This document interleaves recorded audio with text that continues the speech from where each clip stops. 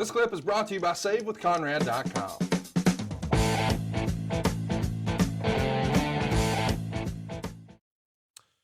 I don't know how to transition now to talk about Big Van Vader, but I'm going to try. WCW told Vader on October 11th, they're letting him go. And the official reason for the firing is his 90-day review window had passed.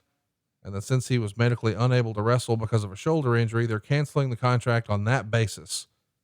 And they're saying specifically in the newsletters, the Paul Orndorff thing will never be mentioned for legal reasons. It's just going to be a messy situation, but Meltzer does say it puts Leon in a pretty interesting position because every promotion in the world is going to want to work with him. And of course we know in January, here he comes and he's going to make quite the entrance, and he's programmed with Shawn Michaels. And I know you weren't always the biggest WCW fan, but occasionally you guys would pick up some incredible talent there. You know, guys like Cactus Jack, Steve Austin, but Vader, not only was he the first of that acquisition of those three, but perhaps the biggest. I mean, a couple of years prior to this, he's not only the WCW champ, he's headlining every pay-per-view as their number one heel. And you probably needed some big time heels, especially since one of your big heels, like Mabel, he's injuring motherfuckers left and right. How excited were you to get your hands on Vader?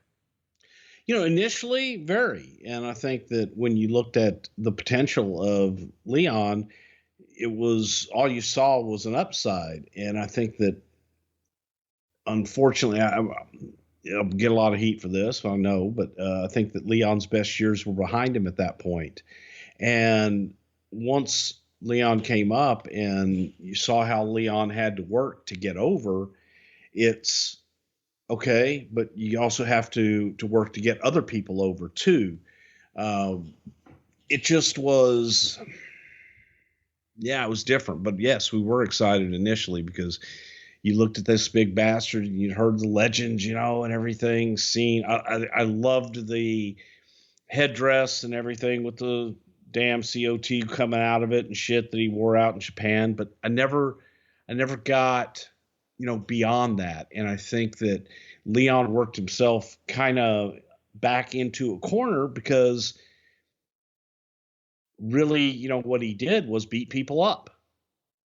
Well, eventually you got to do the job. Eventually you've got to, as a heel, eventually somebody's got to conquer you. And that was an uphill climb, I think, for Leon and a lot of people. And the backstage incident with Orndorff and the lure of the tough guy, Leon White, had tarnished that reputation, that image a little bit, because inside the behind the scenes of the business, I think people looked at him kind of as a bully that got his comeuppance from Paul Orndorff, and that legend and tough guy lore wasn't there anymore.